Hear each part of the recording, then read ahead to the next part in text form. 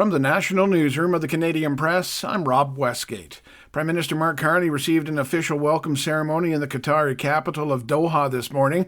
He then attended a meeting with the country's emir, Sheikh Tamim bin Hamad Al Thani. Carney is there to drum up investment and secure new trade deals amid extreme uncertainty with the U.S. The House of Thani, which has ruled the country since 1868, has the final say over any government decisions. An Alberta couple says Canada's tax agency is trying to recoup tens of thousands of dollars in COVID supports years after the claims had already been cleared. Daria Skivington-Raffles says she signed up to receive benefit payments throughout the pandemic after her work hours were cut. She says she's now on the hook to repay about $33,000, an amount she says she and her husband can't afford. The Canada Revenue Agency said last month it's working to recover more than $10 billion in COVID-19 benefits, both from overpayments and from individuals receiving benefits without being eligible. But the couple is calling for the CRA to stop clawing back their funds and pay them back what's already been taken. Jason White, the Canadian Press. A conference bringing together hundreds of Indigenous technology professionals is happening in Vancouver this coming week. Shauna McAllister is participating in the Indigenous Tech Conference as a mentor and says she wants to show people they can succeed in Canadian tech careers while maintaining their Indigenous identity. We are human beings, and you can't just leave your indigeneity at the door when you start your work, because that is who you are. McAllister says it's important for Indigenous tech workers to have connection, mentorship, and representation amid cuts to diversity, equity, and inclusion initiatives at some North American tech companies.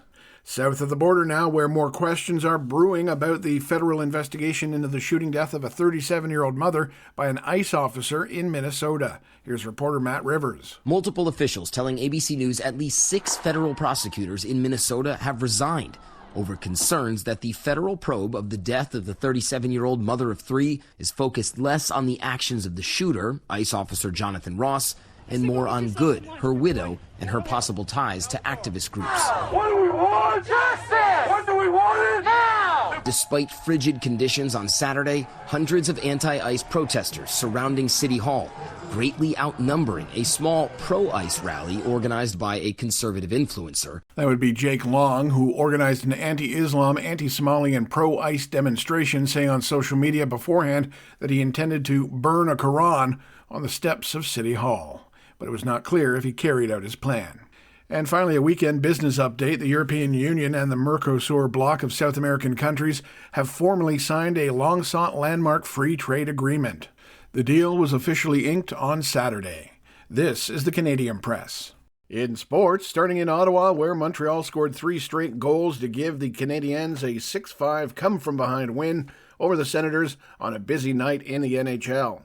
Max Domi scored at 3 minutes and 8 seconds of overtime on a 2-on-1 with Austin Matthews, lifting the Toronto Maple Leafs to a 4-3 victory over the Winnipeg Jets. Adam Klapka had a goal and an assist in his first multi-point game of the season to lead the Calgary Flames to a 4-2 victory over the New York Islanders, and the Edmonton Oilers shutting out the Vancouver Canucks 6-0. Elsewhere, the Wild, the Rangers, Mammoth, Blue Jackets, Panthers, Canes, Bruins, Golden Knights, and Ducks all finding the win column. However, Anaheim needed OT to get the W. In the Professional Women's Hockey League, Toronto posted a 2-1 victory over Vancouver, but the Scepters needed overtime to do it as well. And finally, in the NFL Divisional Playoffs, Denver beat Buffalo 33-30 in OT, while Seattle topped San Francisco 41-6. From the Canadian Press, I'm Rob Westgate.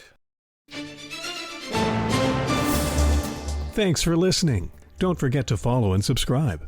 For more of today's top stories, visit thecanadianpressnews.ca.